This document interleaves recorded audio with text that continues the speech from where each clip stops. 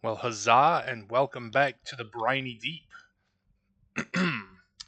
I hope you were paying attention to my last video because you're going to need a conduit for our project today.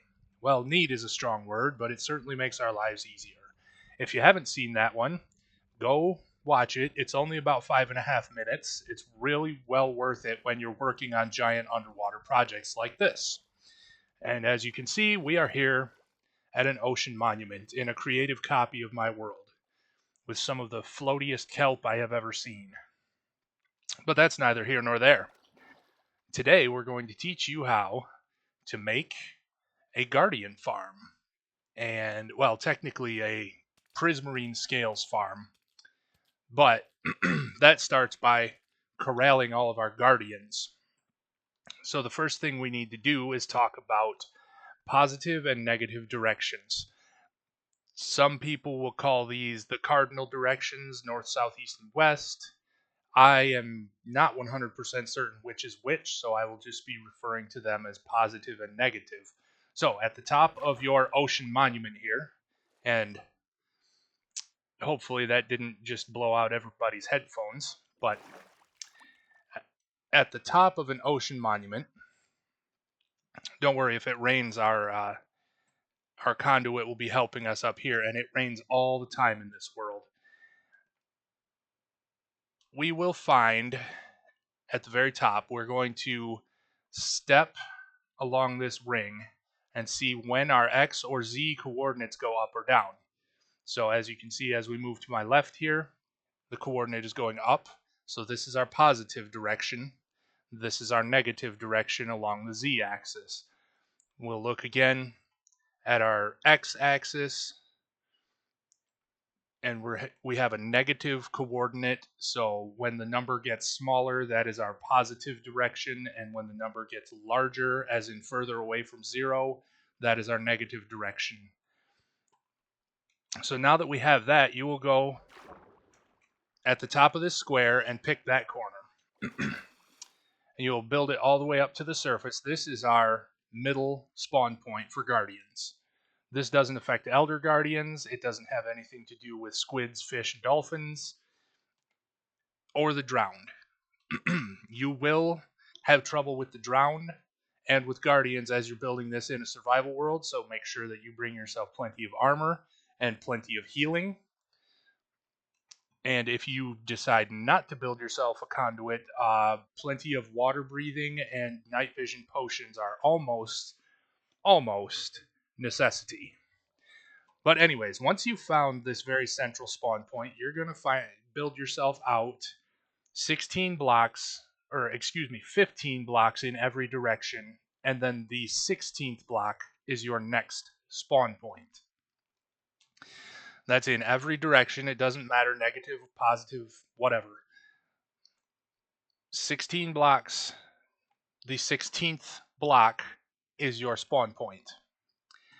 Then, if you are on the positive side or moving in the positive direction, add 9 more. The 10th spot will be another spawn point. If you're going in the negative direction, you will add 10 more, as evidenced right here, and then the 11th will be your spawn point. So do that in both directions.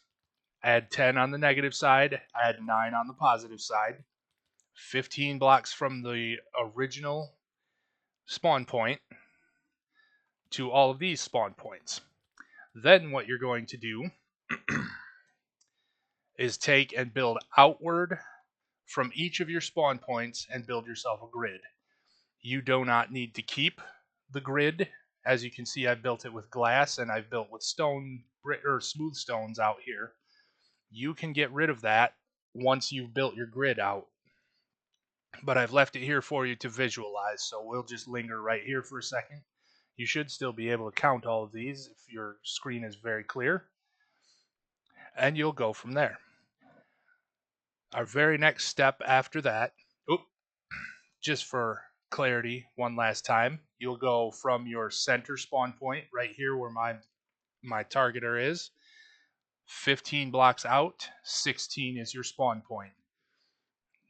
So all of these inner squares are going to be 15 by 15.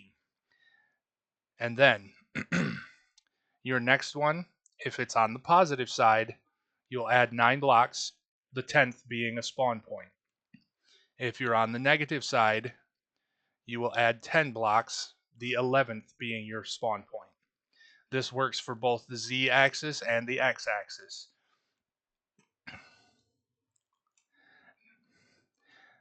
So now that we've done that, we're going to come down beneath and build these all the way down to the bottom. And you're going to have to go through your ocean monument to generally negative 39. Guardians won't spawn below negative 39. Go a little beneath that just to be sure. This is set to hard mode currently. It is daytime, but Guardians should be spawning anyways. And as we can see, there are a couple here in our spawning pool. And we'll get to that. As long as you're not seeing any Guardians spawning around your ocean monument, then you're probably safe to assume that you got the spawn points blocked off. Once again, they will harass you with their laser beams while you are doing this, so be sure that you are very well armored for this, and you are advised to bring a trident and slay as many of them as you can while you're working. But I digress from our next step. Once you have done that, we're going to come over here, and I am just going to change this because that plopping noise is not going to be helpful while I'm trying to teach you. You're going to take, well, I'll show you from this one first. What we need to find is the negative side in both directions of our spawning point. And I've placed emerald blocks here to show the negative side, and then pick one of those directions, and that's how we're going to build this little structure. As a bit of a cup for them to spawn in and then be washed down to the rest of the farm. This is going to be a two-part video, so when this is finished and you understand what you're doing to build this, there will be a second video, so follow up with that.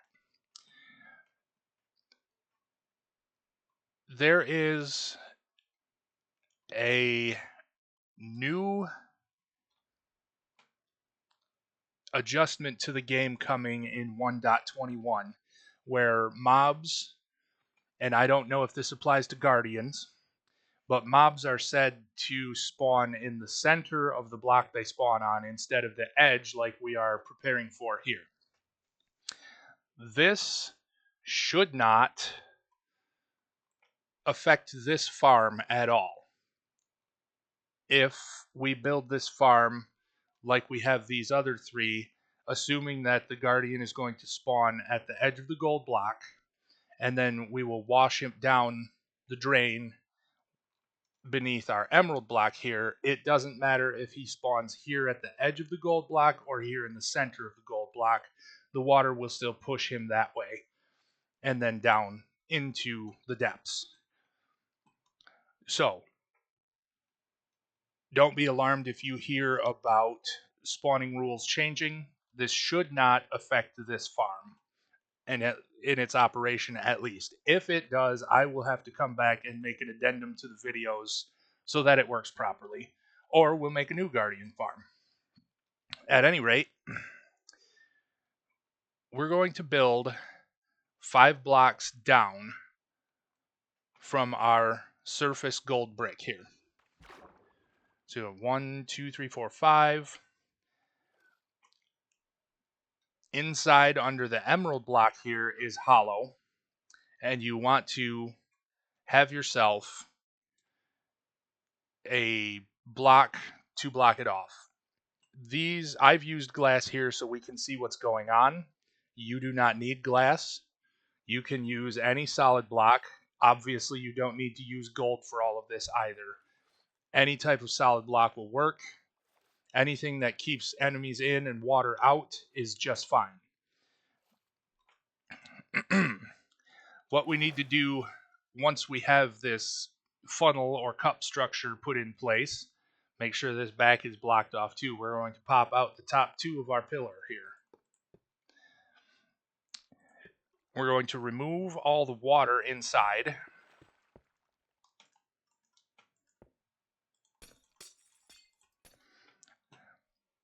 And we finally want to place a button right across from this top gold block that we have left. Water, so that it pushes our guardians over this way. And then finally, we're going to take and make it an underground spawn, or at least cover it over, so the game thinks that the guardian is under something. That's all there is to it to build these. But there is one final thing that we want to do, is just outside of your funnels.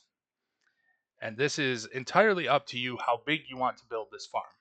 More of these spawn spots are going to mean more guardians to slay and more drops, obviously. But it works in your favor to go in small sections, because then we're going to take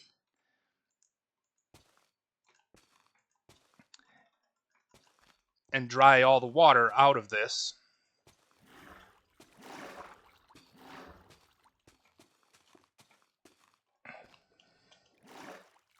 And this is not working with sponges, as you can see. So you can use lots and lots of sponges. You can cut this into sections and go more slowly, or piece by piece at a time. It's really up to you. You can fill it with sand and dig it all back out. All whatever is easiest for you in your survival mode. This is creative mode, so these sponges are not that valuable. Collecting sponges in survival mode will require you to find a sponge room inside the monument somewhere. I can show you where one was in this one. I've already raided this monument, but you see my portal. You can take, they're not always right from the entrance, but you can come up. This was a sponge room in here. There were 20 or 30 of them, and then each of the elder guardians within drop a sponge, or maybe two. They're always wet when they drop, so you'll have to dry them out first by placing them in the nether, or placing them in the desert, or running them through a furnace. And it seems we're going to have to fill this thing up anyways, so we might as well have used sand.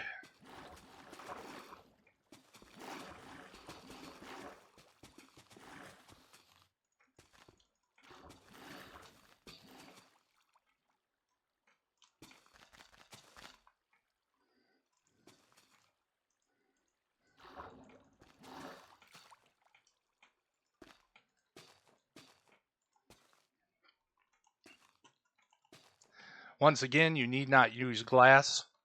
You just need to empty out this area so that we can place our redstone contraptions inside that will deal with killing the guardians and placing all of our items into chests for our collection. So that will be the second video, and it should be uploaded at the same time as this one. I just didn't want the one video to become too enormous and too scatterbrained to deal with. So once you've got this all built, and you've cleaned out all of your sponges or sand or whatever it was you used to get the water out of here, we'll be back for part 2 of our Guardian farm. So, I am your White Sun Paladin, seeing you off until the next part of this video. Until then, be blessed on your next adventure, and I have questing of my own to do, thank you.